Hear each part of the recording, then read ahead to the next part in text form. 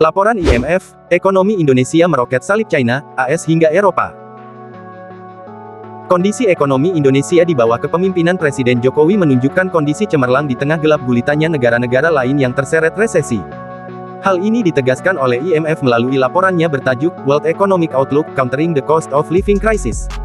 Ini beberapa poin penting laporan IMF tentang Indonesia.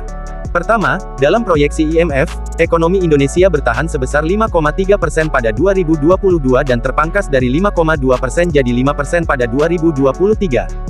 Adapun asumsi makro yang ditetapkan oleh APBN 2023 sebesar 5,3%. Indonesia bahkan dinilai masih bisa tumbuh lebih tinggi karena ditopang konsumsi dan harga beberapa komoditas andalan tanah air yang masih tinggi. Kedua, ekonomi Indonesia melejit jauh menyalip negara besar China, AS hingga negara-negara Eropa. Cheng Hun Lim, Indonesia Mission Chief, Asia and Pacific Departemen IMF, menegaskan Indonesia tidak akan mengikuti negara lain yang terseret ke jurang resesi.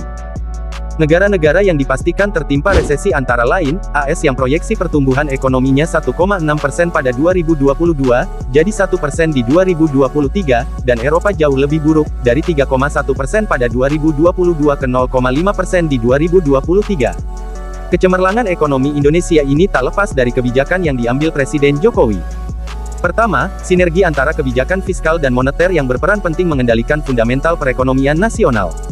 Ekonomi nasional tumbuh dari 5,44% kuartal 2 tahun 2022, dan inflasi terkendali di bawah 6%.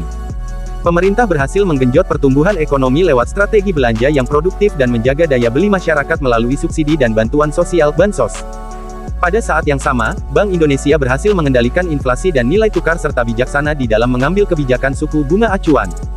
Kedua, pemerintah tidak berhenti pada masalah di level ekonomi makro, tapi melihat jauh ke tingkat ekonomi mikro, sehingga kebijakan pemerintah lebih tepat sasaran. Dengan pendekatan mikroekonomi, seperti kata Presiden Jokowi, penyelesaiannya jadi lebih detail, tajam, dan satu persatu. Misal dalam mengendalikan inflasi, tidak hanya dikendalikan dengan menaikkan suku bunga sebagai kewenangan BI untuk mengerem inflasi, tapi masuk ke praktik real, ke sumbernya, kenaikan barang dan jasa. Ketiga, strategi kolaborasi UMKM bersama pengusaha menengah dan besar.